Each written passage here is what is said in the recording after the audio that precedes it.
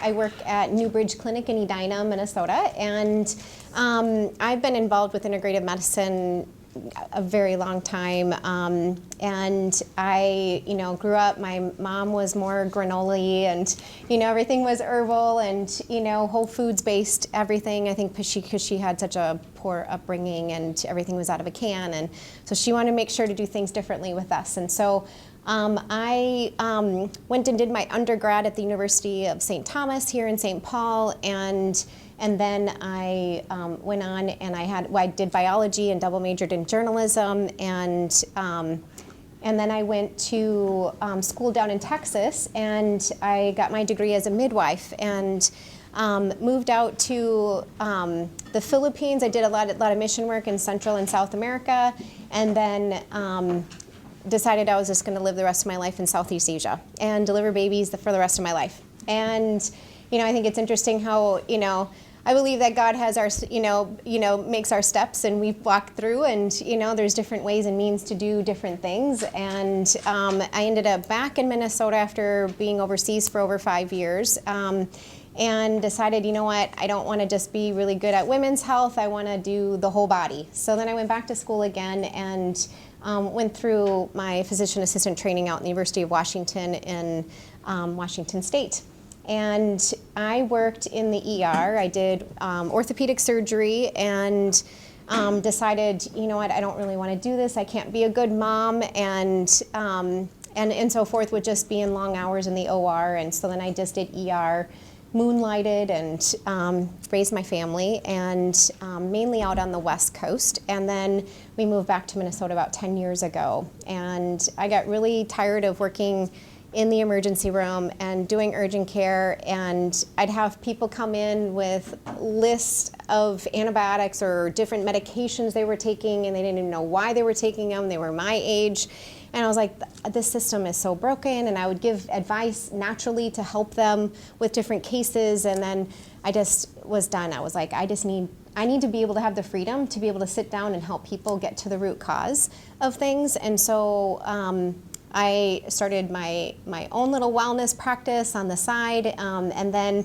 I ended up joining forces with New Bridge, and at the time Stephanie Belseth and Cathy Dolan were the only practitioners there, and now we have over 6 different practitioners, including a rheumatologist that's functionally trained. And so I'm really blessed to be working with them and with a really good group, very diverse. And so I just wanted to come tonight, and last time I spoke, there were so many questions, and so when we were talking, I was like, I just want to come and I want to be able to answer questions or anything that you have. And I also wanted to give some newer information about a newer drug that, well, it's not a new drug, it's an old drug that is now, has some off-label use and indications for treating persistent Lyme disease, and it's called disulfiram. And I don't know if you guys have heard anything about it or if you're interested in knowing more about it, but I thought if... Can you spell it? Yeah, disulfiram is DISULFIRAM. It's Antabuse. And so it was basically synthesized in 1881. And then the FDA approved it and licensed it in 1951 for an enzyme inhibitor to treat alcoholism. So if you had problems with alcohol, you could go into your doctor, and your doctor could give you Antabuse. And if you had just the tiniest bit of alcohol, like if you had an alcohol tincture, an herbal tincture, or you had mouthwash, you would have a severe violent reaction of vomiting and feel really sick. And so it's very effective in treating alcoholism. And so it was just a couple years ago in 2016. There were some researchers over at Stanford that did a study and found, incidentally, that it was very effective for persister cells in Lyme disease, and that it not only helped just with Borrelia, but it also had some antiretroviral effects, and so people with a lot of viruses, and oftentimes that coexist with Lyme, it was actually really helpful for that too. And so, and it's not an antibiotic, so it's not going to destroy the gut microbiome. And, so there's a lot of positive things about this drug, but it doesn't come without some costs. Any kind of drug is going to have some sort of side effects, right? And so there's a lot of, indications. We have a whole consent form that you would, need to sign and understand before starting this drug. And like with most antibiotics, when we're treating Lyme, you need to go in and you need to get your liver enzymes checked every month, making sure we're following your CBC, looking at your white blood cell count. And so that's a part of, the rules around giving this drug for Lyme is that you need to do monthly labs. You have to get labs before you start the drug and then get those monitored monthly. And, it's pretty inexpensive. About a 2-month supply is about $75. And so there's a lot of ways around to be able to look at this drug as a potential, I've read so many amazing things, and I've talked to a lot of my colleagues who have done, treated with disulfiram much more than I have. And it's no near close to a miracle for some people, where they're within, 3 months period of time, they've been, a lot of patients who've been trying to get off of antibiotics and have problems getting off of it because they keep having reactions and their Lyme symptoms keep coming back. They found that, within 3 months, these patients have no more Lyme symptoms, so, and it's variable for everybody. Everybody's going to have a different experience. There's higher risk for, psychiatric issues with this drug. So you have to be careful. You have to start really slow. If you go and take a full dose of 250 milligrams, you're going to have major side effects of it. So it's really starting low, anywhere between 50, 65 milligrams every 3 days, or up to 125 milligrams every 3 days. It just depends on how robust you are and, your reactions to prior medications. I tend to be more on a conservative side and start everybody super, super low because I'd rather them feel good and not have a reaction. Anytime you do have a reaction from taking herbal tinctures to medications, that's a cytokine storm. It's an inflammatory cascade that takes place in the body, and you can't be in a mode of healing and repair if your body's just super inflamed like that. So I always am pretty conservative, go very, very slow so that we can give the body a chance to figure out what we're giving it and how it can respond more appropriately to it. So it's got a really long half-life. So if you do get a reaction to it, you're going to react for about 1 to 2 weeks. And it's really, so your reactions to it, so that's, again, super important to get with somebody who knows how to dose it and that is familiar with the side effects of it and, can really monitor you very closely. And, and obviously, too, with, the severe reaction to any kind of alcohol, if there are any herbal tinctures, any drainage remedies, homeopathic remedies that are in an alcohol base, you can't take any of that. You can't even do mouthwash or anything that has the slightest bit of alcohol in it. So there, you need to make sure that everything that you've looked through in your home, vanilla extract, you got to look at everything. So we'll give a big long list of all the things that are contraindicated. And there are some herbal contraindications with taking it too. So passion flower, valerian root or yarrow are often herbal remedies that patients take to help them sleep. And so those are contraindicated with the use of antabuse or disulfiram. So I just wanted to give you a skinny on that and give you some information. If you haven't heard about that, that's something that you can definitely talk to your practitioners about. Yeah?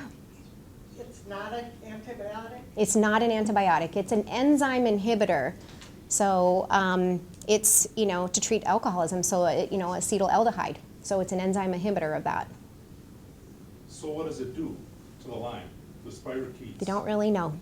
They just know that they've done a number of studies on it, and they just, because if you think about it too, I think about Lyme as such a, they often produce a lot of ammonia, right? And I think about what kind of, reactions are taking place in the body as far as inflammatory reactions. And if it's inhibiting a certain enzyme, it's obviously inhibiting a certain enzyme in the body as well, more than just acetaldehyde, that is working on these spirochetes in such a way that's killing them, and even viruses too. It's like the viral loads go down. So I don't think anybody really knows the exact mechanism. 2016 is not too long ago, and so they're still researching it. They're still looking at it. I believe it's still off-label use, for Lyme. But you had a question? How long are people needing to be on this? Is this a lifelong? No, it varies. So for the length of time patients need to be on it, it's similar to, I believe, antibiotics, and how if somebody is going to choose antibiotics as a route for healing, for Lyme, we typically want the patient to be symptom-free for at least 2 months. So you keep taking this until you're symptom-free, you don't have all your symptoms, for 2 months, and then you would slowly wean off of it. So no, it's not lifelong. Yeah. If you go off it, do symptoms return? Symptoms, this has been very successful for patients who have tried antibiotics in the past and they try to get off the antibiotics and their symptoms come back. And that's why this drug has been successful, is that it's treating the Lyme and the symptoms don't come back. And is that the case for 100% of people? No. I don't even know any statistics as far as like the percentage-wise of what works for who. Everybody's got a different genome, a different, makeup. They have different lifestyle effects. So I don't really have any percentages either in regards to that as far as everybody, it's curative for everybody. Mm-hmm. Yeah. I have 2 questions. One is, have you personally treated anyone with the antabuse? And second, do you have any suggestions for the Herxheimer symptoms that you can get from when you're on antabuse? Yeah, some great questions. So I personally, in my practice, I've had patients question about it, and so I've done a ton of research about it, and I have not had any patients complete a course of it. I've had patients start it, but not complete a course. And so there are my other colleagues that they have treated it and, for greater than 3 months and have seen some phenomenal, effects of it. So I personally have not treated anybody longer than 3 months period of time to be able to see anything. And second of all, with treating Lyme, I'm a huge advocate of doing things methodically. Like, I want to make sure, I'm not going to treat anybody with Lyme. When they come in to see me, like, the first thing I'm doing is let's see if we can get enough energy stores up in your body to be able to kill something off. So I'm a huge advocate of, number one, let's do a little mild detoxification. Let's get your liver detoxified. Let's open up all your sites of detoxification. Let's make sure your bowels are moving. Let's get your liver and kidneys functioning optimally. Your lymphatic system. So if all of these avenues of detoxification aren't working really well, then no matter what you try, you're going to have side effects, you're going to have Herxheimer reactions, you're not going to feel good with doing any of these things. And so drainage and detoxification are really important first. And then I would go ahead and make sure the gut is intact. So looking at the gut microbiome, making sure that, that the gut is functioning well, and oftentimes, because that's the foundational level of functional medicine, is making sure the gut works well. If your gut doesn't work, that's like the foundation of your immune system. So when patients come in to see me, that's not the first thing that I'm treating them with unless they've already done some of this work. And so to avoid some side effects from any medications, antibiotics, disulfiram, or herbs, low-dose immunotherapy, whatever had it be, like, I want to make sure the body's able to detox well first. What are some of the things you do to detox and drain? Yeah, so detoxification and drainage. I really like homeopathy. I believe that homeopathy works really well. There's a series therapy by DesBio that comes with 6 different homeopathic tinctures. It's called DesBio Detox Drainage Remedies, and they hit every single organ system. So from the nervous system to the cellular matrix, the liver, the kidneys, the lymphatic system. And you start these drops really low and you gradually ramp up. And most people do feel effects from taking these drainage remedies. And then I really like to make sure that the bowels are moving really well. And in order to get the bowels moving, a lot of patients have long-term constipation. And one of the things that I really like a lot that you may not have heard of is something called TUDCA. It's taurosorol deoxycholic acid, and it's a supplement. It's just bile acid. And these bile acids have been used by bodybuilders for a very long time, so that to preserve their liver from being damaged from all their steroids.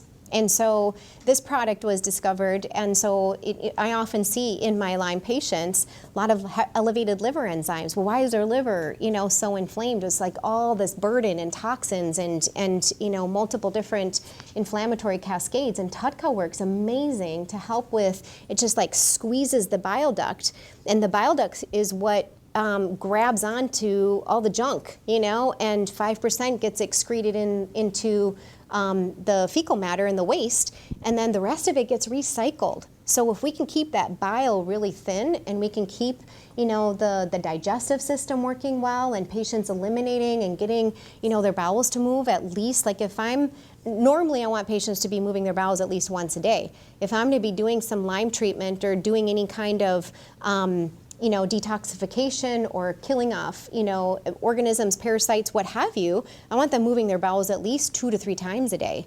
So getting the bowels to move is really important. And then, restoring mitochondrial function. The mitochondria are the powerhouse of the cell. And if you think back into biology, you see the cell and you see the ribosomes and, the cytoplasm, and you think about one mitochondria in a cell.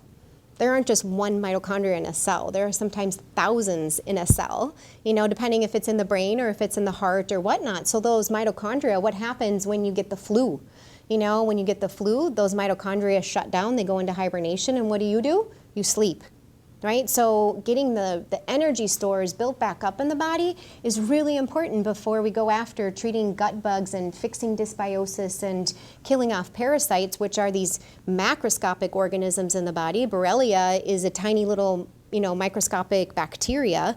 I want to go after these big guys first, and parasites are protective in our body. They're going to house heavy metals. They're going to house bacteria. If you live in mold, it's going to try to protect your body from mold. It protects your body from excess hormones. So I want to get rid of these parasites first in the gut. So treating parasites and looking at the gut microbiome is important. When you get these things under control, patients' symptoms oftentimes get better. And I haven't even treated Lyme, with just getting their body working properly. And then if they have enough energy stores and they come back, gosh, I'm like 50% better. I'm like, well, I haven't even treated your Lyme yet, right? So and then we can get going if they're sleeping well. And that's such a huge issue with insomnia, with patients who are sick and have inflammation. They're not sleeping well. So parasites are a big deal to do with that too. And everybody in my office are like, oh my gosh, Cathy, parasites, like you just go after parasites, like, all the time. I see so much success. Patients start sleeping when they haven't slept for years. Parasites are more active at night. And people think, oh, we live in this developed country, like we're sterile or something, like there's no parasites can harm us, that's so not true. And, parasites are passed through transmission of respiratory droplets. You put your hands on the shopping cart, they can spread any which way. You don't have to be playing in a sandbox, with a nude butt, to pick up parasites, You can get them through sexual intercourse. You get them from somebody sneezing in your face. So it's not like our country is void of parasites. They're just really hard to test for. So if you really truly want to know, and you're black and white and you have to know, I want to see it on my labs, do I have parasites? Well, they may not show up in the stool because they may be sitting very, very happily in your bile duct. For instance, there's a lot of schistosoma or, threadworms that will just hang out in that bile duct, and repetitively you have low hydrochloric acid, you have low pancreatic enzymes, you have low ALK Phos. ALK Phos is an enzyme secreted by the liver, and, for years, my ALK Phos was low. And I would ask the doctor, and well, why is the ALK Phos low? And they're like, well, it's just because you're really healthy. And I'm like, okay. Well, it's below normal, so there's a range, why is that, and it was through years of me researching to try to figure out, well, what is it? Well, low ALK Phos is low zinc and low B6. And so I was like, well, what's causing it, for someone to have perpetually low B6 and low zinc?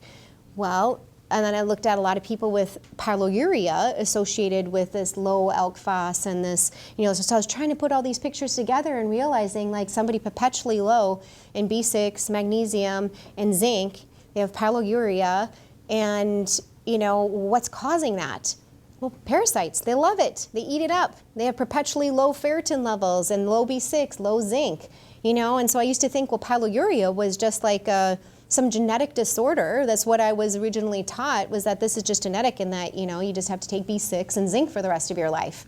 Well, I think our body's a little bit smarter than that. Like, our bodies are made to be able to rejuvenate and to, given the right information, our bodies were made and designed to fix themselves. So we just need to feed it what it needs to be able to do that. And so I've seen patients, treating patients for parasites who have this combination of these, low levels of these things, and sure enough, their polyuria goes away, and their ALK phos levels go up, and their perpetually low white blood cell count all of a sudden is back to normal. So it's pretty interesting. And so just through experience, I found that treating some of these things and going after just doing some of the basics have been really helpful. And, I get the honor and the joy of being a part of watching these people that, I've had husbands carrying their wives completely debilitated, having pseudo seizures and, just have no energy whatsoever, to now running, every day and enjoying life. And so I really believe that minerals are a big part of balancing the body. Where our soils are so depleted that getting enough minerals are really important. And just lymphatic detox. Like I could go on forever just about getting the lymph system to detox. Our lymph do such a marvelous job for us to protect us too. A lot of Lyme likes to hang out in the lymph, so that's why you go get a blood test and, oh, you're negative. Oh, nothing's wrong with you. It's hanging out in the lymph, or it's stuck in, they're burrowed into your organs or into the white matter. And so, getting our lymph system to move is going to help you sleep, and it's going to help your body to detoxify better. So if you're just swollen and puffy and, just your lymph don't seem to be moving very well, that's a big thing that you can start to do, is just, getting on a rebounder, just a tiny little mini rebounder for 5 minutes a day. That action is just going to stimulate the lymphatic system. If you go to a gym, they have a vibration plate, and a vibration plate is excellent. I mean, I have some patients who can only go on that for 2 minutes, and they'll have a Herx reaction because it stimulates the lymphatic system so much that it just starts dumping toxins out of their body. So taking a binder, making sure you're taking some sort of binder to grab hold of those toxins, that your lymphatic system and your liver and your kidneys are working well, and all your drainage systems are working well, so you can dump those toxins into the gut, and then you can take a binder to grab onto those toxins and poop them out so that they're not continuing to recirculate in the body. Is just super important. There are some newer binders. I'm not sure if you guys know of, most people think about activated charcoal as being, a binder that, if you overdose, you're going to go into the ER. They're going to give you activated charcoal. All the toxins from that are going to get sucked up and like a sponge and absorbed into the gut, and then you can poop it out, so it's not going to, proliferate inside the body. And, taking binders, there's modified citrus pectin, zeolite, all of those things are chlorella. They're all really good binders. And activated charcoal, I think, being one of the, probably the strongest one. It's a short chain carbon. And so with these, it's not going to just bind to toxins and it has just some secret knowledge of just, I'm just only going to grab onto these toxins. No, it's stuck in your minerals, your magnesium, your zinc, all your minerals from your body. So you have to take it an hour before, or you're going to take it 2 hours after a meal or after any supplements or any medications that you're taking, because otherwise you're just, inhibiting the effects of what you're taking and wasting your money. So there's a new line of products out by Cellcore. And I have looked for a long time to try to find a binder so that patients aren't having to set their smartphone timers of an hour before or 2 hours after my meals, and they're taking supplements 10 times a day because they're trying to get all these in. These are long chain carbons instead of short chain carbons that Cellcore makes. It's called Biotoxin Binder. They have one particularly for heavy metals and environmental toxins. So for mold and heavy metals, that's called HMET binder. And then they have another one for radiation. So it's called a VIR-RAD binder. So with all of the uranium and radon that's expiring from the earth, we're exposed to these things. And if you're particularly immunosuppressed, you're going to pick up a lot of these radiation-like materials that need to be cleansed out of your body too. So they have some different binders for specific things. What's the name of the company? It's called Cellcore. So actually, I'm going to give you a different name. So Cellcore is the physician line, But these are available to the public without an account. You mean you just have to set up an account with them. It's called Microbe Formulas, MICROBE, microbeformulas.com. And these are readily available to the public, and they have a great parasite cleanse. They have, good drainage systems, and like you could go online and you could learn about their system, and it's just fantastic. Todd Watts and Jay Davidson put together this line, and I really have a lot of respect for them and their company and their products. They really work. So they have all these binders, and you can take them with food. So they're binders that you can take with food. So it makes everybody's life easier. Yeah. Would you have the same approach for someone who has difficulty taking supplements? Like just in general, I react to absolutely everything, and I don't know if that's something that's common with Lyme patients, but I can't even take ibuprofen because it actually gives me a headache rather than, making me feel better.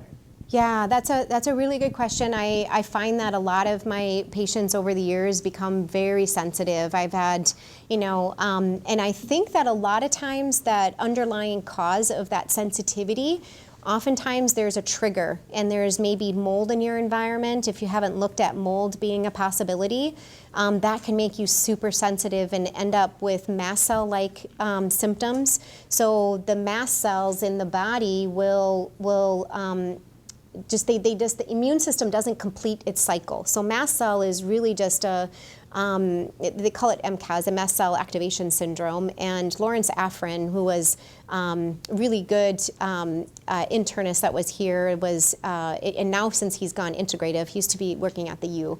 But he did a lot of work with that, and I learned a lot from him, and he's got some great books and so forth. But mast cell I've really found to be a condition in which you have almost an adverse reaction, a couple different things. So a methylation disorder, or somebody who doesn't methylate very well, or the liver is overloaded, will have a paradoxical reaction to medications. So Benadryl should make somebody sleepy. And if it makes you hyper, then that's probably telling me that you've got some sort of underlying methylation issue where your liver's not converting that medication or that supplement very well. So we'd work on more like methylation and detoxification in different ways. And I have had patients with mast cell and similar issues like with you, where you just can't take anything. I had a patient where she couldn't even take vitamin D in an olive oil tincture. She would just react. She'd get flushing and heart palpitations and sweating. I mean, that's all typical mast cell reactions in the body. And so I have had a lot of success with starting these patients on just getting their drainage detox pathways opened up. It wouldn't be with like the drainage remedies, because those are alcohol tinctures, and most mast cell patients don't do well with alcohol. But I would do more topical things like we talked about, like rebounding and dry brushing. There are some great videos on sophiahi.com. Diedrich Klinghardt, he has some videos where you can do some head compressions, some throat compressions, and liver compressions just to get the body moving, doing more, hot baths. And, if you can tolerate saunas, those are excellent ways to detoxify.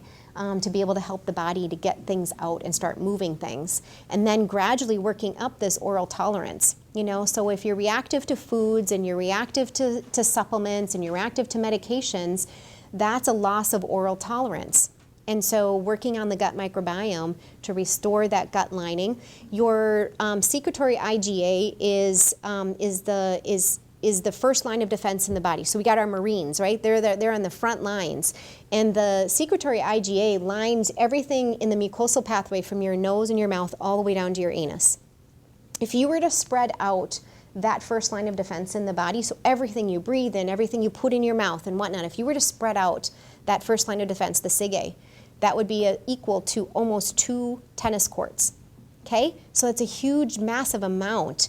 And when our immune system is exposed to mold, that SIG-A freaks out and it's super sky high. And so we want to calm down that immune reaction, figure out what's the trigger, get that immune reaction to be calmed down. And then, if that's not taken care of, what happens is that SIG-A all of a sudden then drops down really low. And then what are you? You're immunosuppressed. And then you just, you may not ever get sick. You can tell me, well, Cathy, I don't ever get sick. I have a great immune system. I don't ever get sick. Well, yeah, because your body's not mounting any antibodies, right? It's not mounting any antibodies. It can't even get sick. So some of my mold patients, like they'll come in and I'm like, I had a fever and we celebrate, you know? I'm like, that's so awesome, you know? I'm like, that's so great. Your body's getting stronger and yet you're getting things and you're picking up things and that's good, you know? So to answer your question, my approach would be different if you're super sensitive. And what I'd really want to do is I'd want to figure out what is the trigger? What's triggering your immune system that's causing you to not tolerate so many things? And then we would start with microdoses, starting things topically, and then thereby working to then develop more oral tolerance to be able to get things to work in your body. But I have had my one most challenging mast cell patients, like, you know, she couldn't tolerate it. I'm like, okay, take the vitamin D that's mixed with some olive oil, put it on your skin, you know, and she'd react to that. And I'm like, okay, let's try castor oil packs. You know, castor oil is wonderful to help the body detox and whatnot. She got nauseated and just thrown up, and she just, you know, total reactions and whatnot. And I was just like, oh God, please help me. Give me wisdom. I'm like, send me these hard cases and just whatnot. But, you know, I just. So sometimes you just have to try stuff. Yep, you just have to try it. So she's now, like, she's doing the best that she's ever done in her life. And she's taking the Mimosa pudica and treating parasites. Parasites will cause such immunosuppression in the body. So it will cause these reactions to foods and to your environment and, you know, not allow you to break down amino acids. So then you're really anxious and just irritable and just not sleeping and whatnot, because these parasites will inhibit, when you take in any kind of protein, they'll inhibit your body from breaking down those amino acids to get tryptophan and to get, you know, GABA formation. And so those are just really calming and helpful for your neurotransmitters. And so now she's working up and she's like doing multiple capsules a day where she couldn't ever tolerate even touching a capsule. So super happy just about her progress and where she's come. And, you know, but I find that to be, you know, really helpful, just starting things topically first, you know, and working through that. Yeah, for sure. I just have a list of things I wouldn't mind hearing you talk about, and it's like, if you can't talk about it because it's too much time, fine. But I heard you just say parasites, so after I'm done talking, I'd like you to respond. You know, well, what parasites are you talking about? And then you mentioned something that a supplement, it was about, it helps your liver and helps your bowels move better, and then the weightlifters use it. Mm-hmm. I wondered if you could spell that for us. Sure. And then, you know, I'm picking up that you know an awful lot about the biology of the body and Lyme. So I'm curious, if somebody wanted to come to your clinic, do you have a sense of what it costs? You know, like how many visits and, you know, what kind of, it's not covered by insurance, I believe. I was just curious about that. And then the last question, at another Lyme's meeting here, one of the presenters talked about, I think it was called Hyperbaric Chambers. I've never done that, but I've investigated it a little bit. I'm curious what your opinion is of that, if that's helpful. Yeah, for sure. I'd be happy to talk about those things. So, parasites, did you have a specific question about parasites or just in general, like what my experience, you just want to know the types that we've found? What I heard you say is that forget about Borrelia and Lyme's. If you just knock off the parasites, you might start feeling better. Was that accurate? It is. So I often have patients who've come in and they, with another practitioner, have been on years of antibiotic therapy, and they're still not better. And I have found in my practice that when we treat parasites first, because they're macroscopic organisms and they're housing Lyme, right? Anil McDonald did, the study where he dissected a nematode and he found Borrelia inside of that, right? So it just makes sense to me, physiologically, to be able to just treat the big guys first. Let's get the elephants out of the room and then we can go after the little guys. And I find that patients herx less when I get rid of the parasites first and clean up their gut and get their energy stores a little bit better. Then they don't herx when I give them antibiotics or I do herbs or I use low-dose immunotherapy. And so things just move a lot more smoothly and they don't have as many reactions. So the type of parasites, honestly, sometimes I don't know what parasite I'm treating. I'm doing it based, first of all, if they can't afford doing a stool testing, I'm going to treat them based on symptoms. That's how Lyme is too, right? If you have symptoms that are Lyme-like, I'm going to treat you for Lyme. I'm not going to wait to get a positive test, for you. Let's just treat what we see as there, and that's being a good clinician, I believe, is being able to recognize, well, hey, I think this lines up with this. Let's treat this. If it doesn't work, then maybe we missed the mark. Let's try it again. So parasites I find to have, I've had patients report to me. I've had one patient who came to me and she's had a long-standing history of hypertension. And she's just this petite little thing, exercised her whole life, and she's like, why do I have high blood pressure? I don't want to be on medication. And she would have chronic heart palpitations and whatnot. So I did a stool test on her, like I do with most of my patients, to let's see what's in the gut and see if we can go from there. She had mega levels of Blastocystis hominis, which is a type of parasite, which is responsible for patients who have autoimmune disease like thyroid issues. It's something that can cause horrible fatigue. She didn't have diarrhea. She didn't have anything passing in her stool that she saw.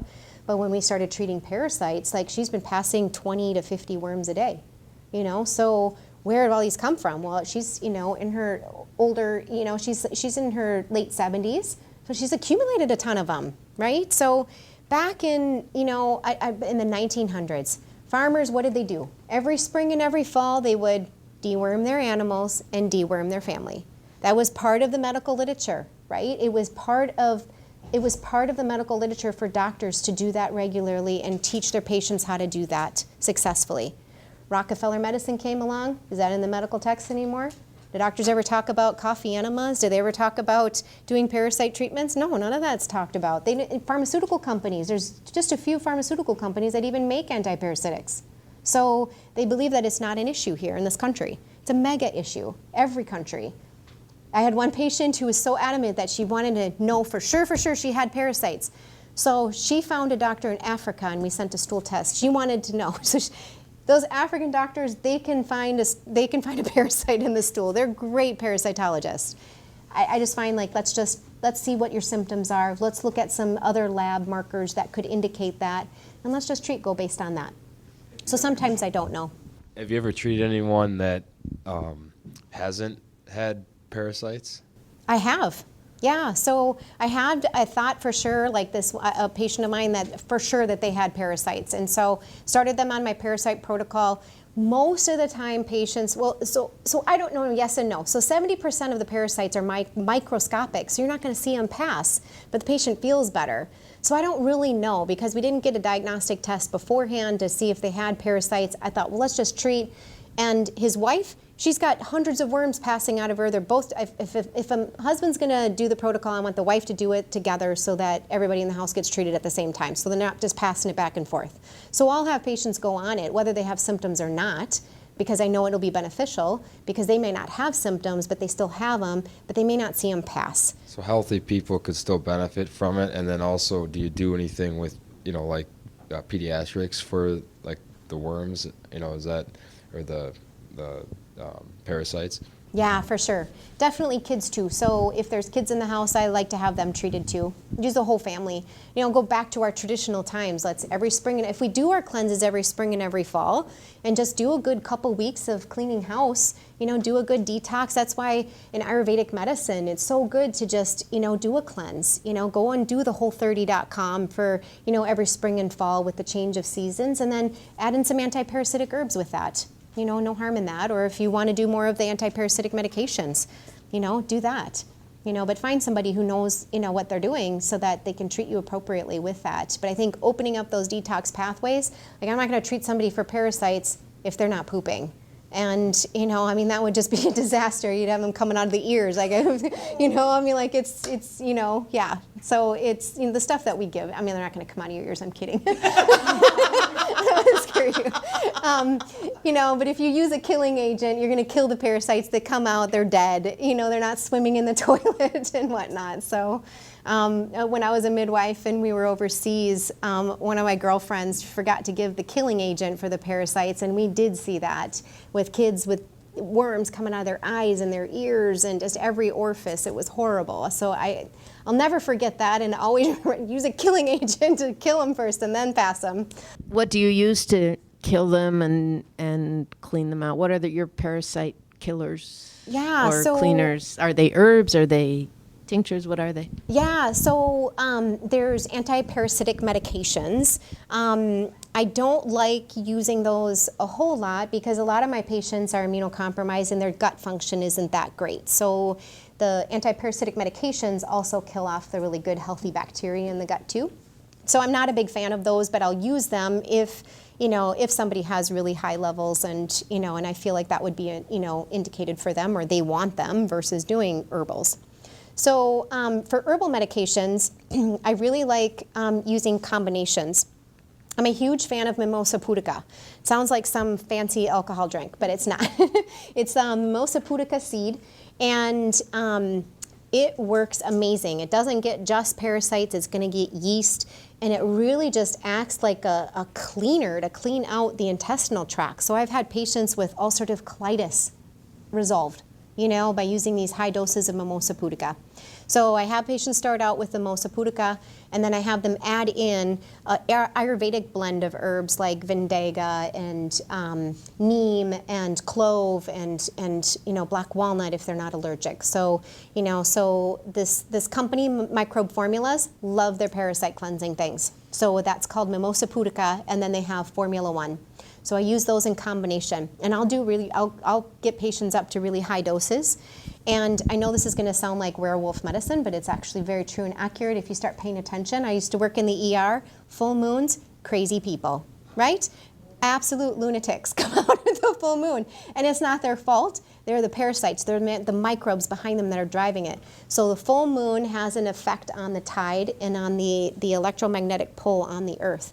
So you'll see too, like if you start paying attention, if you do have parasites, you'll notice a little bit more irritability, maybe a little bit more insomnia, waking up between 1 and 3 a.m., around the time of the full moon. And I'll ask patients, okay, start to pay attention with your symptoms. Tell me, and look at the lunar calendar, and you tell me like if your symptoms are worse during that time. Every single person will come back, how did you know that? It's because it's the parasites and the microbes within us are more active and they're activated with that. The other thing too I want to mention too is about electromagnetic fields. With our, Twin Cities being a test city for 5G, I have found so many young people with now oxidized high cholesterol levels, oxidated cholesterol, and higher levels of blood sugar problems and hormone disruptions in such young ages because of the Wi-Fi. And the Wi-Fi will act and interact inside of our bodies contradictory to our electrical magnetic pulse that we have inside of us. So our heart and our brain have our own electromagnetic pulsing, inside our system.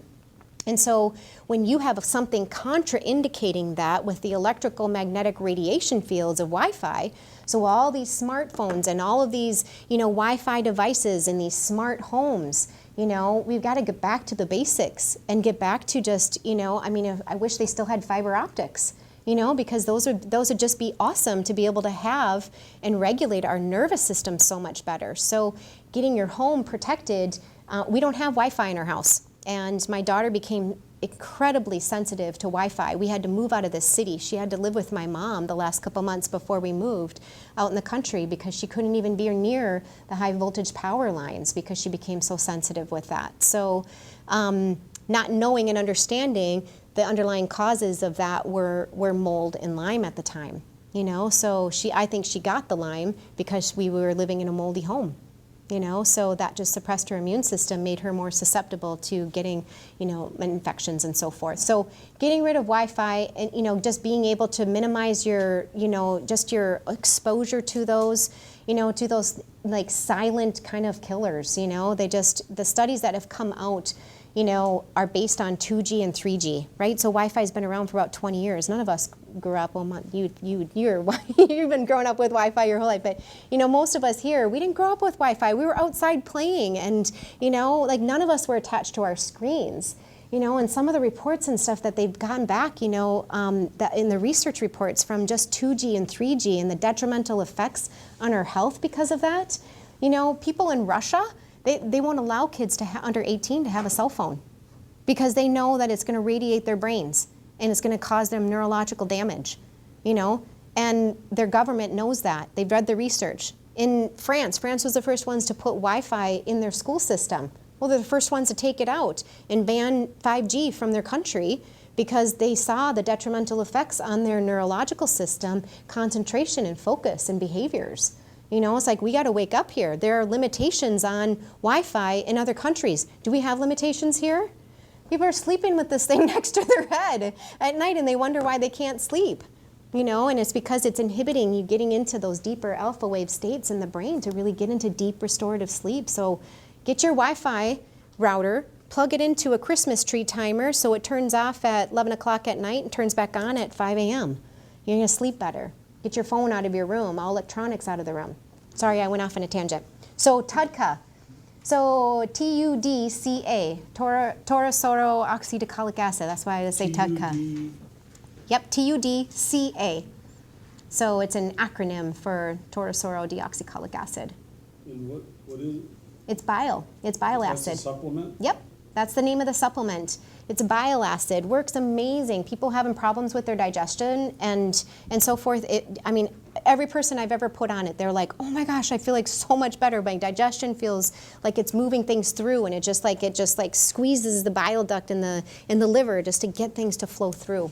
So a lot of my patients with problems with constipation, I'll put them on that to really help with their detox pathways. The other question you had about was cost. So it is horribly expensive, and I wish that our office was covered under insurance. So how our office works is it's cash pay, and we're covered at out-of-network benefits. So if you've met your out-of-network or you've met your deductible, it would pick up as out-of-network benefits, and your insurance would cover 60, 40, 80, 20, whatever your plan is. And we do submit to insurance, for you. And it's really expensive, to see us because of that. My rates are, I think they just raised them. It's $400 an hour, to be seen. So it's expensive. But I talk fast. I have a scribe, and she writes down everything that we say in the visit. And I give patients a ton of stuff. And so I always warn patients, okay, I'm going to give you a ton of information today. You're going to walk away with your brain spinning. But I want to give you as much information as possible so that you can get as much out of this as you can. Then you look back over my notes and you look over that several times. You keep a list on your refrigerator. Okay, start with number 1. Okay, cross that off the list. Then do number 2. And so I want to give you as much things as possible. We do also do group visits. So we have some Lyme groups. You can come in and you can be seen as a group if you don't mind sharing your information in front of people. It's a very inexpensive way to be able to be seen and treated. We want to make it affordable for everybody. What does a group cost? Good question. I don't know. They're working on packages now too, so that you can do some detox. And we have Ionic foot baths and saunas and and so forth. So getting some therapy with doing some detoxification, seeing a practitioner or doing the group visit, coupling that with acupuncture or other practitioners that we have that do craniosacral. Oh, craniosacral is amazing for opening up the detox pathways too if you can't tolerate taking supplements. And you got to get somebody who's really good, like that is top level. And Denise Pike that works at our office, she's amazing. That's manipulating the head. Yep, it's all doing with the cranium and the sacral area. Yeah, it works amazing. And 2 for constipation and getting that liver, doing some visceral manipulation with the liver. So things that if you can't tolerate, supplements or herbs or other things, that would be really, really good place to start with that too. So it is expensive. I tried in the Western medicine model to start to work with this, and I got punitive, measures placed against me because you're not an herbalist. Why are you telling people to do this? And you can't do this, and and whatnot. So I tried to help with the system, and I got nowhere. I couldn't treat people. I didn't have the time. And it's an hour and a half your first visit, and I barely have enough time to get through doing just an hour and a half the first visit. And then patients that come in for follow-ups, it varies. I give patients a lot of stuff to do, so I don't come back in 2 months, and see me then. Let's follow up. Let's look over labs if you get some labs done, or let's see where you're at. I have some patients that come in every 6 weeks, to see me. And then I have others that will come maybe twice a year, So everybody has a different length of time of their recovery. Everybody asks me, how long till I get recovered? If you start treating, how long? I don't know. I have no idea. I do know that my patients who have gotten the quickest recovery have been those that have been willing to address the hard things in life in regards to their brain and in regards to their belief system of knowing that they can get well. So I'll ask patients, I'll ask them outright. If they keep coming in, I had one patient, she came in, she's like, I've been in to see you 3 times and I'm not getting any better, I'm just wasting my money, and so she was in mold. And I kept telling her every visit, I'm sorry, you're in mold. You really can't get better if you're in mold, and it's just such an immunosuppressant. And so she started working on the mold issue in the house. In mold, you mean her house has mold in the walls? Yeah. And you can't see it. Sometimes you can't smell it. If you do smell anything that's like musty, kind of that mildewy kind of smell, you have it, but you just can't, you got to find somebody who can find it. Or if you see it, it's there, and oftentimes the attic space is a place where it grows, and then in the basement and bathrooms, under the sinks. She tested positive for mold in her body, but we had the house tested, and we paid extra to test 2 levels, and the house came back clean of mold. So do you trust the mold guys that are just out there, or No, how do you test the house? How do you test for mold? So, the house. This is like a big, huge pet peeve of mine is that there's no standardization of treating and testing for mold, okay? So if she did a urine mycotoxin test and she came back sky high with some mycotoxins, that's not telling us whether or not those mold, mycotoxins in the body are from 10 years ago or from college exposure or if it's from now, right? So wherever you're living now, yes, I want somebody to come in, boots on the ground, looking in every corner, looking under every sink, pulling the bathtub apart, looking under all the pipes, looking for leaks of any sort in the attic, in the crawl space, looking at the relative humidity. So if somebody came in and they just did an air particle sample, they're looking at air particles. It's not enough. The heavy toxic mold spores are heavy. They're going in the carpet, so even the ERMI testing, so the ERMI testing is a carpet sample or a dust sample, so the heavy molds are going to settle and they're going to be down lower in the ground, in the carpets. I hate carpet. They're such a petri dish, but it's something where you gotta investigate. You gotta dig a little deeper. And some of these mold guys out there, they don't get it, and go on vacation. Go somewhere else. Do you feel better when you're outside? Do you feel better when you go visit grandma or your best friend?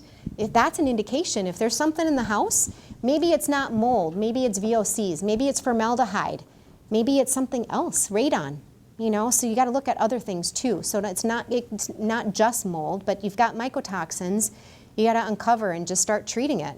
Start treating the mold that's been colonized in your body. And if you don't have the HLA compatibility or the genetics that help you to clear mold toxins, help you to clear Lyme toxins, then we got to work extra hard and just start treating any colonized mold. Mold loves to colonize in the sinuses, in the respiratory tract, so like anybody with like a chronic cough, in the gastrointestinal system, so somebody with like chronic yeast-like symptoms and can't get rid of their yeast, it's usually mold. Or the bladder, like interstitial cystitis or urinary frequency, those kinds of things. Those are all areas in the body that I ask patients about if they've been exposed to mold. Do you have symptoms in these areas? Let's look at those things and let's treat the colonized mold. So whether or not your mycotoxin report is showing and indicating you just have a hard time clearing mold, but your home is okay, then look at other possible causes that it's just older. There's no test that tells us accurately that, oh, this is acute exposure. Right, same thing with Lyme. Does it tell us, really like acute? Well, yeah, the IgMs, if those are high, that's showing you a little bit more acute. But I've seen people with IgMs that have Lyme symptoms for years and it's still high. So it's hard to tell. Does that answer your question though? Okay. I'm looking for your experience and opinion of both detox foot bath and any experience with SIBO. Yeah. So SIBO is small intestinal bacterial overgrowth. You eat, you bloat. You eat, you bloat. And it's just a perpetual thing. So when I look at SIBO, I'm looking at the whole digestive tract.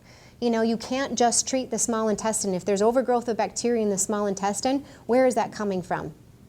Up higher. If you don't have enough hydrochloric acid, you don't have enough digestive enzymes to break down your food, well, yeah, you're going to have undigested food getting into that small bowel where that small bowel is supposed to be relatively sterile. Or do you have some leaky valve with the ileocecal valve that you're having retrograde bacteria going from the large intestine back up into the small intestine? Or do you have a parasite that's inhibiting in the bile duct system, that's inhibiting your digestive process, and that's causing that continuation of bloat? I often find parasites greatly associated. I've treated patients with rifaximin and herbs and low dose erythromycin and all these herbs, and patients still with SIBO. I'm like, let's treat parasites. That's my kickback. Let's just treat parasites. And it goes away. I don't know. I don't know where they are, what they're doing, or why they're causing it. But I've had patients come in and we treat it, and so now I'm not going down all these other pathways and stuff. Okay, let's work on the digestion. Let's make sure that you're eliminating really well, and let's treat parasites, if I think that's an issue. SIBO and parasites really go hand in hand, I see oftentimes. Your other question? Detox foot bath. Detox foot bath. So Ionic foot baths, and the Ion Cleanse is probably one of the well-known, detoxifying foot baths. And I find those to be very, very helpful. I see it more profound in children than I do in adults, but I've seen both of them very effective, especially if somebody herxes a lot. And like yourself, if you can't tolerate taking a lot of detox, types of herbals or other, pharmaceuticals or anything like that, then doing detox baths are amazing to be able to get. It's the negative ion charges that allow toxins to be excreted through the feet. Your mom always told you, put a hat on and make sure you have socks on, because if your head and your feet are warm, your rest of your body's going to be warm, right? So those are major detox pathways, is through the feet. And so when you get them in that foot bath and there's these negative ion charges, they're just releasing and dumping heavy metals. Usually the dumping of the heavy metals or toxins usually happen on the third day. We've done testing with patients and looked at different levels and did perpetual urine studies back to back, and we found that the most dumping of heavy metals usually is on day 3. So we really have patients do a lot of binders if they're going to be doing regular foot baths. Obviously, foot baths are best if you can do them in your house and just have it there, because coming to the clinic, 3 times a week, to be able to do that is a lot. If you live nearby, it's better, but they're great modalities for detoxifying, especially with heavy metals. Saunas are great too. I really love saunas for detoxifying. If you can get those heat shock proteins to be produced and you get a good sweat and you increase that core body temperature, you're going to sweat out things that you can't get out otherwise. So it's fantastic for heavy metals and for just detoxing in general. Putting this as a general question, have you had success with, for example, somebody that does a foot bath every 2 to 3 days for the last 13 years? Finding the cause of that? Is that something up your alley? So ask me again that question. So you're saying that somebody has done foot baths 3 times a week for 13 years? Yeah, I was diagnosed with Lyme about that amount of time ago. Okay. And not the first 2 years, but since then I've done a detox foot bath generally every 2 to 3 days. Yeah. And still with same symptoms, not really seen much progress. Right. Yeah. Recently diagnosed with SIBO, didn't react to the antibiotics. Mm-hmm. Yeah, rifaximin is, unfortunately, with SIBO, there's a subset group of people where it works amazing. They're clear, they're gone, it's a miracle drug, and it just works fantastic.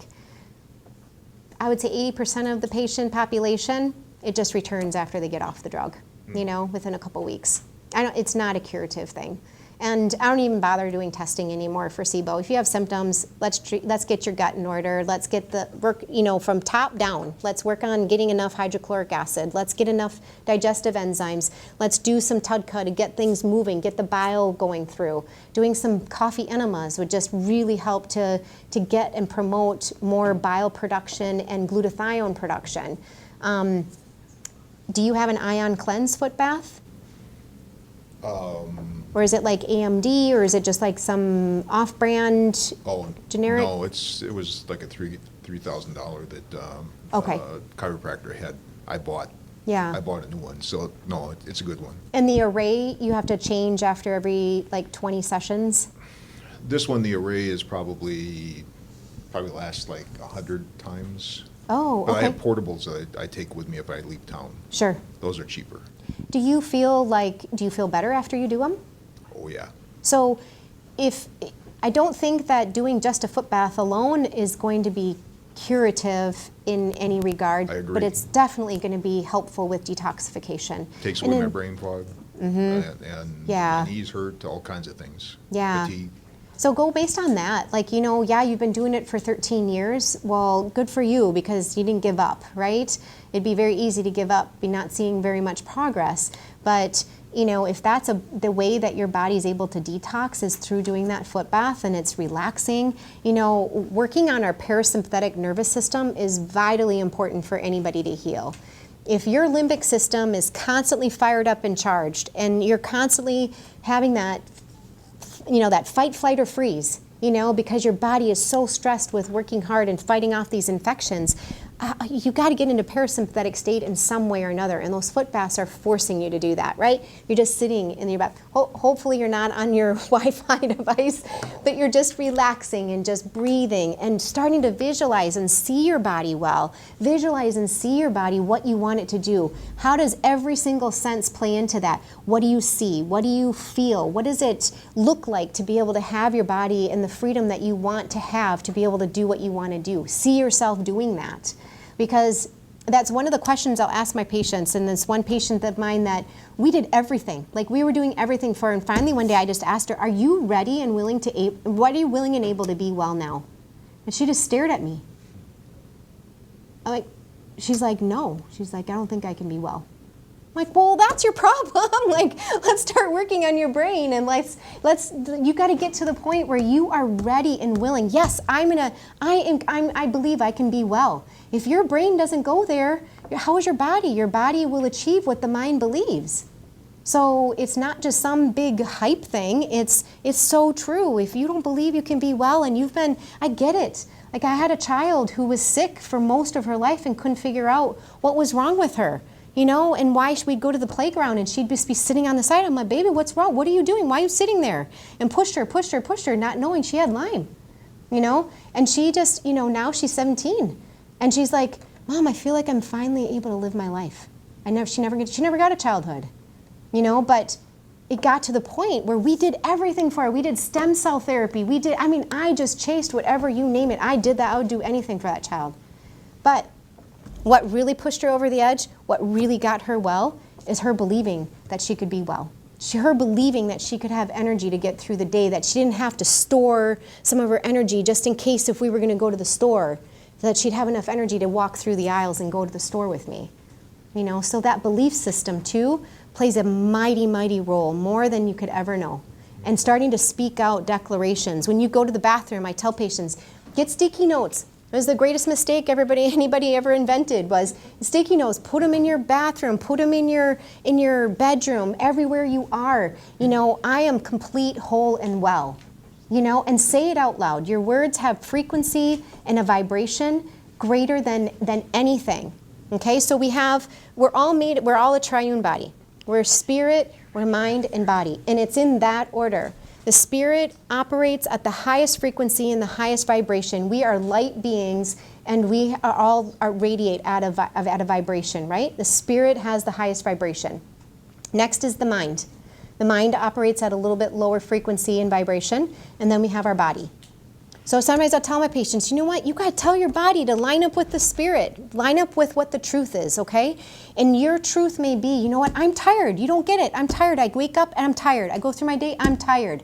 I'm like, okay, well, if you keep saying, I'm tired, I'm tired, I'm tired, what are you going to get? You're going to get tired. You're not going to get more energy by saying you're tired. Change your words. Start taking, and I'm not like this name it and claim it, type of person or whatever, but we've got to start speaking the truth to ourselves. You know what? We have the ability to be well. Okay, we got to start speaking that out and speaking that into existence. and to allow our bodies to hear that frequency, hear that vibration. Your cells are gonna be like, wow, okay, I am well. Oh, okay. I'm not tired anymore. Oh, okay. Well, maybe I'll start producing a little bit more energy, right? So there's a big belief system around, especially with chronic illness, especially with chronic illness. Okay, thank you. Yeah, you're welcome. Hyperbaric. Hyperbaric treatment. So hyperbaric treatment is like just major oxygen therapy, right? You know, so these anaerobes in our bodies are without oxygen, right? So these anaerobic bacteria, some parasites, any kind of pathogen, you know, is without oxygen. So what happens when you take in oxygen? So that's another product with microbe formulas. They have a biomolecular oxygen. I have patients add that to their enema bucket when they do coffee enemas. And that oxygen gets up into the colon and will just kill off parasites. You have just a dump of parasites after doing this. And then you can take it orally too. But hyperbaric chambers, you know, are meant, you're encased in this barrel and just breathing pure oxygen. And it just starts killing off microbes. You have to start really low. You can get some coverage through, I believe, through insurance if you have some sort of diagnosis of neurological issues, as well as any kind of like concussion-like symptoms and so forth. I think you can get some coverage through your insurance company to have so many dives, you know, is what they call it, and going into the hyperbaric chambers. And I've had patients go and not be able to tolerate it. You know, I've had patients go and get really sick. And those are patients that didn't go through, they didn't open up their detox pathways, they didn't do their drainage, they didn't get their digestive system working. So yeah, it's a great therapy. It's a great adjunct to doing some other things. Is that curative in itself of itself? For some patients it has been, just like disulfiram, just like antibiotics, just like herbs. You know, it is sometimes that, I think we're all seeking for what's going to be that magic bullet for me. What's going to be that one thing that's going to be able to really get me well? It's multifactorial. It's many different things. And so sometimes it looks like we're throwing the whole kitchen sink at you, you know, but if you're still continuing to get better, you know, I'll give patients the Horowitz questionnaire, you know, every 3 months. If your numbers aren't improving on that Horowitz questionnaire, I'm not doing my job. We're not doing something right. Let's change it up. Let's figure out something else. Is that helpful? Ozone saunas, those are great too. We do have an ozone sauna at our office, and there are companies that make some really great saunas that you can just get at home. I would love all of my patients, if they can afford it, to have a sauna, an infrared sauna, and a red light in their house. I think the red light is really good to recharge the mitochondria. And platinum lights makes a really good LED light or red light that's got LED lights, and it's near infrared and far infrared lights. Juve is a pretty well-known company. They're a little bit more expensive, but platinum lights are very good too. I think if you use the code NEWBRIDGE, you can get like a 5% or 10% off or something. Let me just see if that's the right code so I can get that to you right. No, if you want the coupon code is C-MORE, so it's my name, C and then more. And you can get the percentage off for platinum LED therapy lights. Ozone saunas, we have an ozone sauna, and if you can get an infrared sauna in your house, that is just a great way to detox, a great way to get rid of heavy metals and to really just heat up the body. And Therasage makes a really good sauna that is got these little discs made out of jade or tourmaline. So it's an infrared sauna and it's portable, so it can collapse. They don't make it, a lot of these saunas, they just off gas with these horrible smelling VOCs and chemicals and toxins. So Robbie Benson is the owner of the company, and I was like, can't you guys make something that doesn't off gas? Like all my patients that are super sensitive, they can't tolerate it. So they make it with some really good materials, and that's through Therasage, Therasage.com, and that's a coupon code NEWBRIDGE Clinic that you can get a discount on those. But those are great saunas, and they make one that has all the components and the capabilities of adding in ozone, so you could do some ozone saunas with that. So, you have a question? I'm just wondering if you have any experience with the dynamic retraining system? Yeah, for sure. I love DNRS. So the dynamic neural retraining system was developed by Annie Hopper. And that's a big part of like what I was talking about with, you know, if your brain is stuck in that limbic system of dysfunction, of I can't get well, I can't ever imagine myself well, and whatnot. We just have to retrain the brain. And especially for patients who have mold toxicity, like they are just like their hypothalamus is firing up anytime they like smell a little bit of mold or like I did the DNR system on myself first, and I tried to, I wasn't like super hypersensitive to a whole lot of things, but I'm like, I'm not gonna tell my patients to do anything that I haven't already tried myself. So I went through the program and so forth because I got to be, when I lived in the moldy home, I became super ultra sensitive to Tide and parfums and just, you know, really strong scents to the point where I would walk down the aisle and I was like, oh my gosh, I'm gonna get a headache, you know, and you start thinking about that and you're like, oh my gosh, I'm gonna, you know, patient would come in and they'd have perfume on and my nose would start running and my eyes would start watering and I'm like, I don't have a cold, it's just your perfume, you know, and whatnot. So it's a way to tell. I had to retrain my brain to say, okay, Tide is like the ocean tide and it's okay, you don't have to react. And I'm like, immune system, you can settle down, you don't have to hyperreact to these things. And it's like, you talk to yourself as if your immune system's this little child, and you tell your child how you want it to respond, how you want it to react, and it works amazing.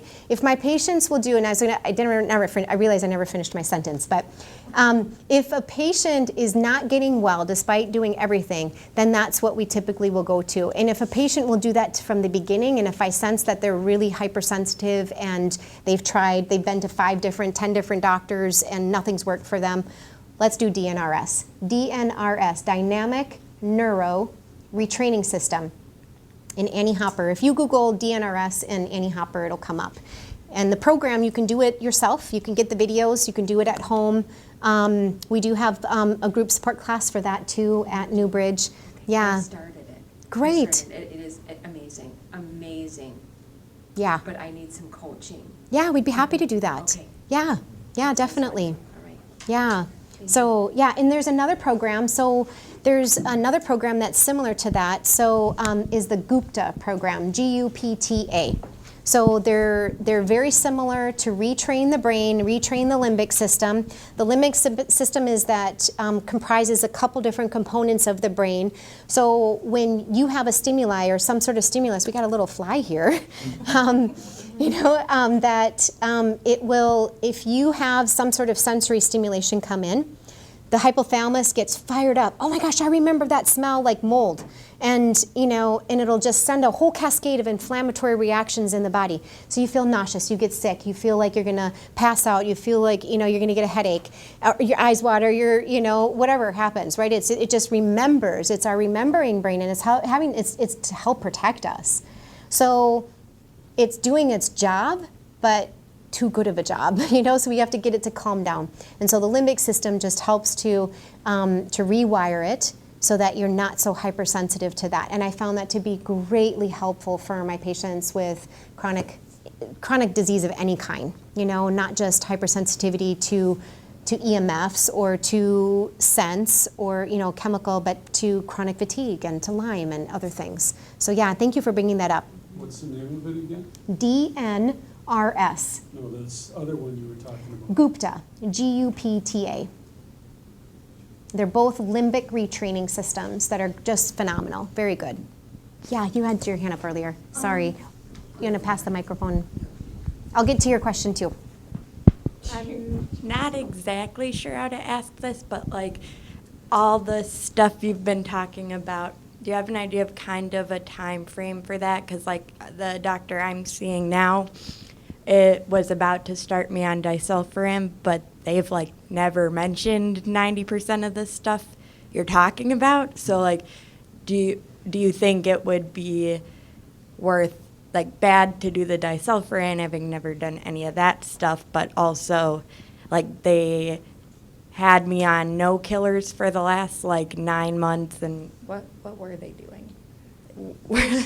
She was on MCP and vitamin C and Cats. knotweed and cats. And they said they were kind of trying to boost stuff, but not really killing the bug. And I like was plateaued for like the last year pretty much. Mm-hmm. So like now that they're saying they'll put me on a killer, that sounds good. But you're also talking about all this stuff to do first that they've never mentioned. So, like, let's say we switched to you, would you, like, want to do all that stuff before starting the disulfiram, and kind of how long in general does all that take? That's a great question. And, you know, a lot of times, like, so, like, if, until we get the bowels working and you're at least eliminating at least, you know, 2 times a day minimum, you know, that's like a big, you know, like, that depends on how long your body takes to be able to do that, right? But I typically say about 3 weeks. About 3 weeks, a good 3 weeks to be able to really get the body, you know, detox pathways opened up. Okay, and talk to your practitioner. You know, I don't want you to have to just jump around and just spend a lot of money going to see a bunch of people. So talk to the practitioner and just say, hey, you know, I heard this girl that talked really fast and had a lot of information, and she talked about all this stuff I'm supposed to do beforehand. You know, it'll just help you not to react. You know, if our bodies are working well and your gut had been taken a look at, like, I just work with the foundations. Like, I want my patients sleeping well. That's number one. I want them pooping every day. You know, and if you're not doing those 2 things, like, I want to get those things right before I want to try killing anything off. And the parasites, that's like with the detox and all Yeah. that stuff is kind of the same, and that's like 3-ish weeks, you think? Yeah, so definitely 3 weeks to just start with just opening up the drainage pathways and getting the body to detox really well. Parasite cleansing, that's a whole nother bird. You know, that's like, you know, anywhere between, I say minimum of 90 days up to 1.5 years sometimes for adults. Kids are easier to turn around, you know, but I have everybody do it for at least 90 days because you want to get the babies and, you know, and the adults and the nymph and all of the different stages, and it takes a good 90 days to be able to do that. And those guys live in your gut or all over your body? They have no boundaries.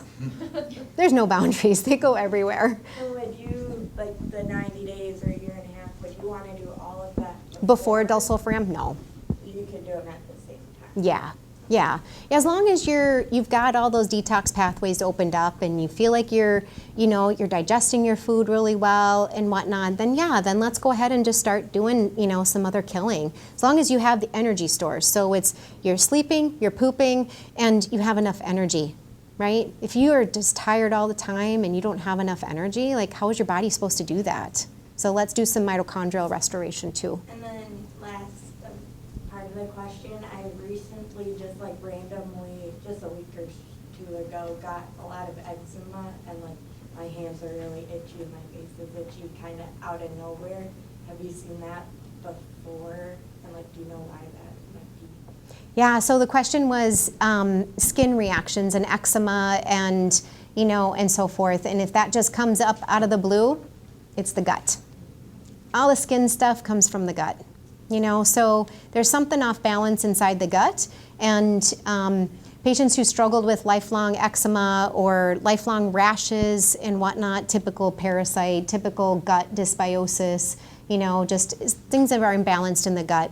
It's the skin is just such a large organ, and it's the body's way of trying to get toxins out. So you just rash. And, you know, so there are toxins trying to leave, so we'd really want to work on detox pathways, making sure your lymph are working, making sure your liver and kidneys are doing well. Love, love, love castor oil packs. There's this radical castor oil queen in Canada. Her name is Dr. Marisol. And if you go to Queen of Thrones, is their website. So, yes. So she has probably the best castor oil out there. It comes in a glass bottle. I don't even know why I didn't even think about this, but you know, castor oil is such a beautiful product and an oil that is a drying agent, but it's also detoxifying and it's anti-inflammatory. I have patients all the time do castor oil packs for joint pain, for Lyme, headaches, you name it. I mean, I have them put them on their liver every night. You don't want to do it if you're menstruating. It's the only caveat to contraindication for it, or pregnancy. But it's a wonderful product, and it works amazing to help get the bowels moving and those perpetual insomniacs and whatnot. You put a castor oil on them, or, you know, autistic patients. I mean, mom puts castor oil on those autistic patients, and it's like within 20 minutes, they're just sitting there calm, you know, and they're not reacting and whatnot. It's just, it penetrates 2 inches deep into the body and just works absolute wonders. So, how did I say castor oil? What was the question about? Eczema? eczema. Oh yes. So castor oil is great. You know, just get that oil, slather that all over your gut. You know, and start doing that every night. Just don't do it around your period. And liver is right underneath the right breast, but I would just do it all over the gut. And then maybe put a little bit, you know, just like a drop of some oregano oil, you know, some essential oregano oil. Oregano oil kills everything. So that is like something where somebody who's really super sensitive, if they can tolerate that castor oil is going to be a carrier agent, it's going to draw it into your system and start getting to work on some of the issues in your gut. But I bet you probably, if you haven't worked on parasites, that would be a good thing to do too.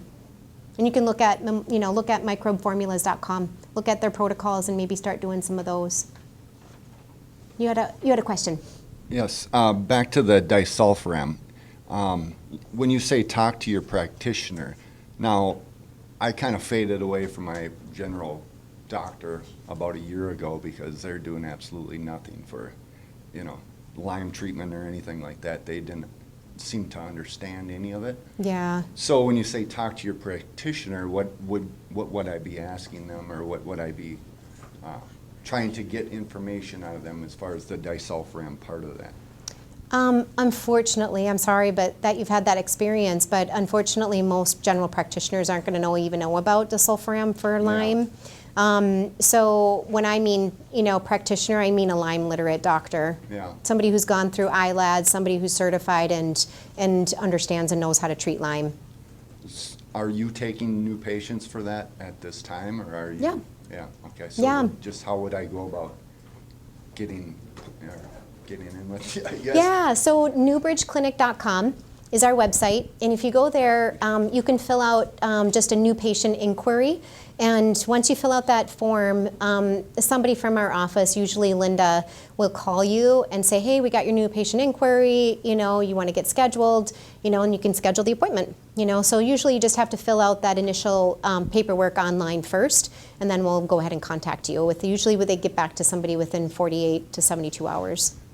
But you kind of, as far as those liver tests and stuff like that, you kind of have to go to your regular practitioner for that kind of thing? I can Or do order you labs. guys do- Yeah, I can order labs, and if you go to an in-network laboratory like LabCorp or Quest or whatever, you know, who's covered by your insurance, then you can get that covered.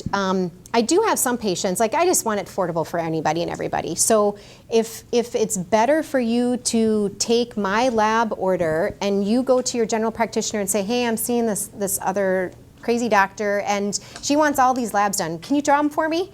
And if they say, sure, but I'm not going to interpret them because they don't even know half the stuff we're testing for anyway, and they're okay with that, great, use them. You're paying for this insurance. Like, you know, I mean, I think about all the money that we've wasted in paying for insurance and we've never used it. So use them as much as you can to be able to get the labs that you need and what your insurance will cover. You know, so a lot of my patients, I'll tell them, look at your insurance, figure it out. You know, go to your primary, say, hey, can I get all these labs done? You know, and have them order it for you so it's covered under them, but then they just send them to me. However it works, yeah. Cathy, following up on the lymph system, it's my understanding that exercise makes the lymph system work, movement, and I do have a chi machine. Oh, fantastic. Yeah, you can't tell anything when you do it, but they tell me it's doing something, so it must Yeah, be. definitely. I love the chi machine. It's like you can put your ankles in this thing and it just like oscillates them back and forth like that. Works amazing for helping with the lymphatic system. So our blood supply has the heart to be able to pump the blood through, right? So it's got a helper to get things moving. Our lymph system is twice the amount of volume as our blood, but there's no pump for it. Our muscles are the pump. Your muscles are your metabolic currency to be able to get your lymph to move. So exercise, rebounding, the chi machine, the vibration plate, you know, all of those things will really help to get the lymphatic system moving. Dry brushing, compression, you know, therapy, craniosacral therapy, all of that is wonderful for moving the lymph. It's very, very important to get the lymph moving. And that's oftentimes too, I see a lot of skin rashes because the lymph system is backed up, and that comes then back from the gut. So I'll draw out this little like funnel that I'll usually do for my patients to help them understand how important these detox pathways are. So on the very bottom, if you think about like a funnel, right? Oh, good. That's a great idea. So if you think about a funnel, and the funnel, like, you know, goes down, and the most narrow portion of this down here is our colon. So that's the bottom part of our detox pathways, right? So that's why if we're not having a bowel movement at least 1 to 3 times a day, then everything upstream from here, you know, is not going to work. So if our colon is backed up, then that's going to back up into our liver and our kidneys. And our liver just gets overwhelmed with all these toxins, and the urinary system can't excrete the toxins out either. So then what's above that? Then all of that, if that's not working well, then that's going to dump into our lymph. So we're puffy, and we've got all this water retention and this, you know, just puffiness everywhere. Wake up and we're swollen. And then the top thing that most people are coming in for, they're like, Cathy, I'm anxious, I'm irritable, I'm agitated, I'm depressed. You know, fix my brain. I'm like, okay, well, how are you pooping? Because if we don't fix this down here, I can't fix this up here, right? So we've got to start down here. And all of these systems work on top of each other in order to, the brain is the last thing to get back online. PC oil is amazing for that. Phosphatidylcholine. If choline is super important, and most all of my Lyme patients are on it because of how amazing it works. So every single cell of your body has this fatty phospholipid layer. So over time with chronic illness, what happens to these cells are typically moving in throughout the body and going all around, receiving nutrients and getting toxins out. Well, over time, if there's so much inflammation and toxins in the body, the cell becomes stiff and hard. And especially if you're nutrient deficient of choline. Where do you get choline in your diet? Eggs. Yeah, egg yolks. And what are they feeding our chickens? Like, I mean, all of this junk, you know, that we're like, think we're eating good foods, and doctors are telling you don't eat eggs, they're too high in cholesterol. You know, I think people, I'm always looking, oh my gosh, you need more cholesterol. Like, you know, I don't want your cholesterol less than 160. So choline will saturate that, the cells become stiff and tight. So what happens is that nutrients aren't getting into the cell, and toxins can't leave that cell. So then now you have a sick cell. And so the choline comes in, it saturates that fatty phospholipid layer. So you have to start really, really low, because all of a sudden nutrients are going to get into that cell. Well, what's going to leave? All the toxins start leaving. So you got to start really, really low, like sometimes a 1/16 of a teaspoon, and you work up to a tablespoon twice a day. Choline's amazing for the brain. The brain needs choline. All the cells in your body need choline, and it's helpful for memory, word recall, just your cell to function normally. And the other thing that I didn't mention too in this whole detox pathways and whatnot is fasting. If you want free stem cells, you want your brain function to turn on, you want your immune system to turn around, and you want to clear up gut dysbiosis and nothing's worked for you, fast. And work up to doing, start with intermittent fasting, and then work up to doing like a 5-day water fast. And do that supervised. I don't want anybody just to go ahead and start out doing that. I work up to that. Fasting is the most phenomenal way to heal the body, and it's free, right? So if you've not done any fasting, that I really strongly encourage that. That's the fastest way to help turn around your immune system in your body. And people I'll think about it all the time. They're like, oh my gosh, I can't go without food. Okay, well, you go from 7 p.m. to 7 a.m. You can do that okay, right? Okay, that's 12 hours. So then every day just add on 1 more hour. So instead of eating at 7 o'clock in the morning, go to 8 o'clock, okay? And drink tons of water. And then when you're fasting, it's important you have at least 2 teaspoons of salt. You need to keep up with your electrolytes and just to keep balance with the insulin levels too. So then keep gradually working up until if you get into that 16 to 18 hour fasting period, so you have a shortened period of feeding window, you're gonna turn on autophagy. Autophagy is where old cells that aren't functioning very well will die off and new stem cells are made. That autophagy, and Walter Longo, who's done most of the studies on this, have shown that it's actually, when you get into that 3rd day, it's that magic day, is that 3rd day of water fasting. But, just try intermittent fasting. Do that successfully every day for a couple weeks. Then try one 24-hour fast. If you can't get to 24 hours, who cares? You did it for 20 hours, celebrate. Okay, and then you can try 24 hours another time. At least you can get there and you can do that. Just drink a ton of water though. Make sure you get enough salt. But that works amazing. You had some other questions. We're just going to go to your house and do all the foot baths.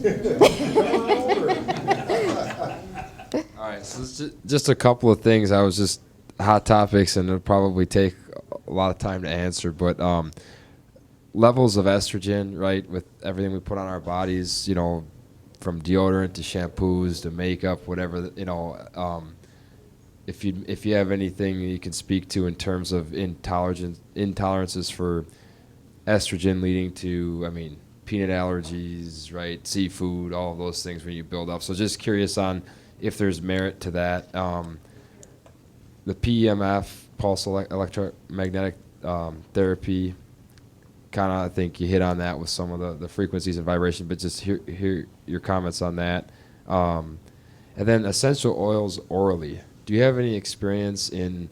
I mean, I had done some essential oils orally, and so Perry Lewis Fields wrote an awesome book that pretty much has a chapter on everything you're talking about. I'd recommend everybody get it. I say that every time, but it's like if I could write a book on things that you've tried that are calculated, it like organizes.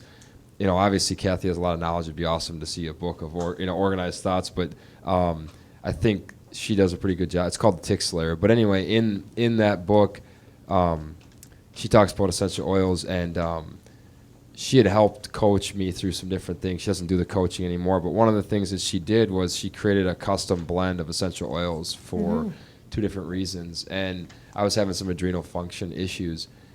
And I'm telling you, I was doing a lot of different things to build up the body, but once I introduced those essential oils, the adrenal thing, it snapped in like within days. And so it wasn't just overnight. There were a lot of things that led up to that point, but once I was ready for those, I ended up having kidney stones like 3-4 months later, and I don't know if the essential oils led to some of the body not being able to break those down. I haven't found anyone in the area, so I've been afraid to take them again, that knows how to responsibly ingest essential oils. So I'd be curious to know, because I've had a lot of success through, you mentioned oregano oil and basic things like that, but are there professional people around here? Do you guys help monitor a plan for that? Yeah, I guess that would be it. And then the cell phone thing. The cell phone cases, believe it or not, which everybody has, I used to have one too, they trap the EMF. So it doesn't allow worse than what it does. So Google that. But anyway, I'm with you on the cell phone thing. It's bad. No, thanks so much for mentioning that. I know I like the Safe Sleeve. Have you heard of those? I've tried to look some up. They have like wood ones, and none of them really, they're too bulky. But no, I haven't heard of the Safe Sleeve. Yeah, Safe Sleeve is a good one. Primal Hacker has like a case that just has like a Velcro thing over it, super cheap, and it's basically a Faraday cloth inside of it. Okay. So I put that usually in that, when I'm, at night, or I'm at home, I'll just put it in this, in this Faraday cloth. And you can just go on Amazon and buy a Faraday cloth. It's just this silver line cloth, and just make your own little case yourself to put around it.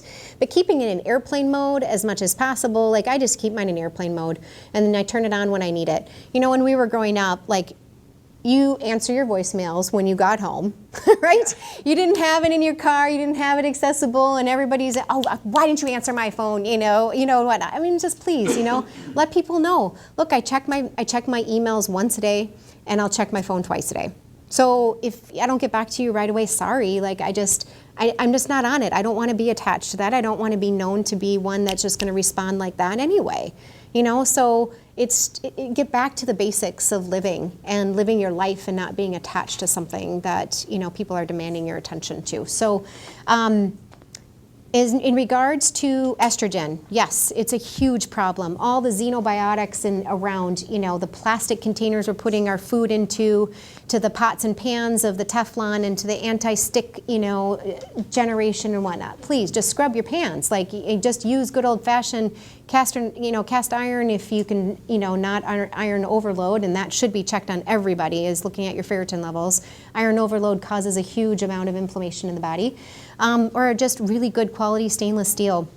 I think that's a huge issue with just plastics in general that we have and we're drinking out of all the time. And, I normally don't have a plastic water bottle. That's not a really good representation right here, but like I thought my my stainless steel water bottle was in the car, and I'm like, oh my gosh, I thought I left it in there for tonight, and I didn't. So anyway, but Estrogen is a huge issue. It's a big problem. Parasites house estrogen. So women who are having problems with estrogen and detoxifying their estrogen, parasites will house it and then just dump it into your system every once in a while, and you get horrible issues and side effects from that.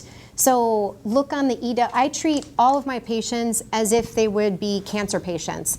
No cancer doctor would tell you, oh yeah, go and use some, whatever, over-the-counter, lotions and potions and detergents. They're like, no, you need to look at all of the ingredients and look at those things. Go to the EWG.org. Look and see what is in your water. Look at the zip code, and they'll tell you what's in your water, and our EPA passes that as acceptable. Look at your levels, and then look at anything you put on your hair, your skin, nail polish, horrible high in toxins. And recently I was at the International Society for Environmentally Acquired Illness, ICI, great organization. They were talking about the link with lupus and nail polish.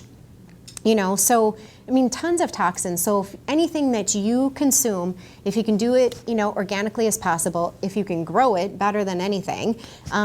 Growing broccoli sprouts, if you can consume, I'll tell patients, if I was stuck on an island and I could only have one food, I would pick broccoli sprouts.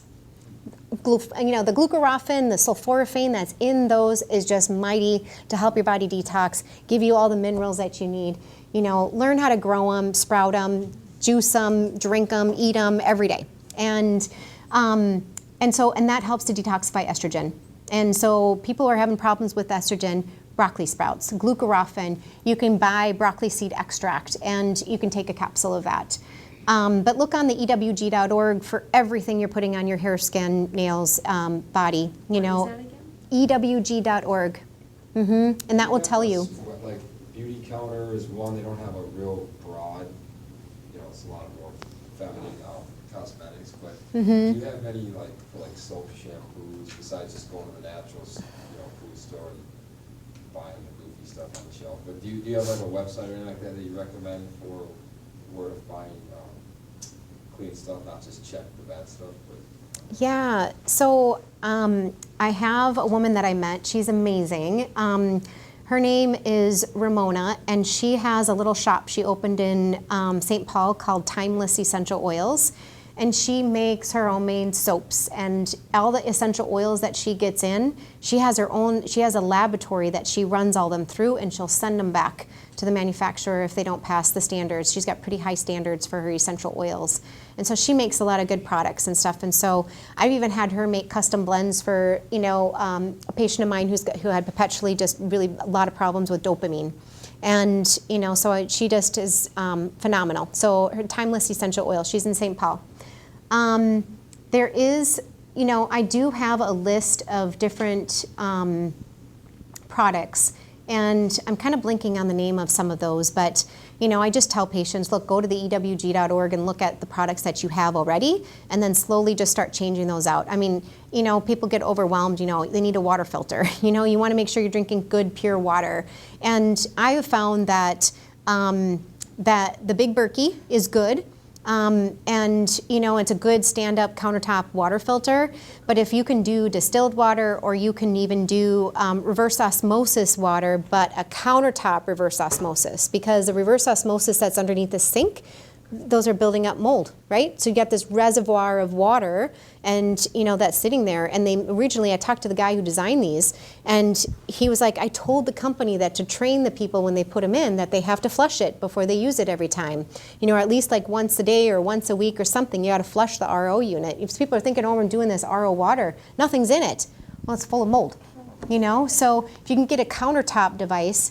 Let me see what the name of this is. I try to write things down because I don't have the best, memory to remember all these things. But Aqua True is a countertop water device. So, and then the Big Berkey. Those are the two that I usually recommend for water filtration. But I want to get back to your other questions and not get off on a tangent. PEMF, pulsed electric magnetic field, super for mitochondria, super for recharging the body, detoxifying. I think a lot of those things too, you have to be careful if you have a pacer or any kind of, heart device and so forth. You got to be careful with any magnetic field. But I'm a big fan of them if you can afford them, you know. Do that at your place? At your outfit? We don't have a PEMF unit. Okay. No, we have, so we have an ozone sauna, we have an ionic foot bath, we have a cranial sacral therapist, but as far as like devices and whatnot, we do neurostim. So we have EEG, you know, so we do a lot of those brain maps and so forth, and we usually can try to get those covered under insurance. People have just with neurological issues and so forth. So we do a lot of that and just neurotherapy in general. The essential oils orally. So I did do a class, and but I never implemented it. I'm already doing like so many different things. It's hard to get. Last things on my list, but I did. Yeah. I was like, this ain't gonna work. But I had done everything else, and I was like, all right, I'll give it a go. And I was surprised. I don't know that it's not like a cure-all, but depending on the specific situation, it's just hard to know what to do responsibly, right? I mean, I was dabble on your teeth with. I remember when I was doing it during, I was like, no, make sure you're like using a straw or something, right? 'Cause it's like, you know, it could destroy your teeth, but Yeah. And I'm not really, I wouldn't trust myself to say, oh yeah, go do these, you know, try these essential oils. I mean, they have to be therapeutic. It's best if they're with like PC oil. I know that they'll be delivered into the system better when you're doing oral essential oils. And I can't even think of the name of the guy. I did an online course, you know, with him. And, you know, Stephanie and I were going to work to try to get this rolling in the clinic and start. And we ordered all the stuff to get it done and whatnot. So it's kind of one of those things on the back burner. And we have a nurse practitioner that was starting with us who's going to get up to par with that and start doing that and just become specialized in that field. I think. Yeah, but I think essential oils orally are amazing, you know, and for so many different things. And I think about with kidney stones, and, you know, I think about things in a holistic perspective. Like the kidneys in Chinese medicine are a source of fear, right? So looking back emotionally too, is there any underlying fear, you know, that maybe energetically could be coming up, you know, for anybody with kidney stones, you know, and, you know, they're a part of the body that are a source of fear. Like you know, gallbladder is resentment, right? Liver is anger, and, you know, so there's different emotions associated with different organ systems. So looking at that and paying attention to that, I think is important. Oxalates are a huge issue. If you're like doing green smoothies every day, well, yeah, then no wonder you got, you know, if you have a problem digesting or breaking down oxalates, then you're going to get kidney stone formation with that. I really like Shankapirdra. Shankapirdra is an herbal tincture by Nutramedics for kidney stones and to get kidney stones dissolved. You know, it's a really good herbal tincture. It's called Stonebreaker in Spanish is Shankapirdra. And so that's really good for kidney stones. But did I answer all your questions? Yeah, I think so. It's a long list over here. Oh, the one I didn't ask, but are there good parasites that we should be worried about if we're cleaning out all of them? I don't know that we'll ever get rid of them all, you know, and I don't think that it's good to get rid of all of them. They're protective for us, you know, everything is in balance, everything, you know, they live in symbiosis with us for the most part until they start waking us up every night between 12 and 3 and, you know, and cause insomnia and cause other issues, a lot of anxiety, depression, you know, associated. I mean, a lot of, you know, actually schizophrenia and any kind of psychiatric disorder, if you've been diagnosed with that, I'll treat you for parasites, no doubt. You know, that's pretty much pathognomonic, you know, and in regards to treatment for parasites is some sort of psychiatric issue. But parasites are helpful for us. They do a good job to help protect us. Is there a concern that if you do treat, obviously you have to prioritize if you're having worse things, you take your chances with eliminating the parasites, right? But yeah. Is there a concern if you're otherwise a healthy person that if you are detoxing your parasites, it could be detrimental? It's like the biofilm thing, right? Everyone wants to bust them up, but they also inject good bacteria, and I've never got a good answer on that either. But it's tough, right? Because you're trying to eliminate a bad thing, but also could be taking out the good with it. Yeah, definitely. And I think that if you're having symptoms and then you start having improvement of symptoms with doing parasite treatment, I do kind of the similar fashion like for treating Lyme. If you're symptom free for 1 to 2 months and you're not having, any issues, then let's wean off and let's get off of this stuff. We don't need to be on it forever. Same thing for parasites. If you're not seeing stuff, I would say 95% of my patients see stuff pass in the toilet, whether that's mucoid plaques, whether those are roundworms. I've had patients show me pictures of tapeworms that were 3 feet long coming out. I mean, it's a whole bag of mix, So, I think it's we just keep treating until the worm stops. So like this one woman, we've been treating her since March, and she still has, 20 to 30 pass a day. Well, we're going to keep treating until you don't have any pass for at least a month, and then we'll stop, see how you feel. But her blood pressure's better. She doesn't have anxiety anymore. She's still passing worms, but she's so much better, right? So, Yeah, for sure. yeah. Well, unless anybody has any other questions, I'll stand up here. First of all, let's thank Cathy for a wonderful question and answer. So much great information.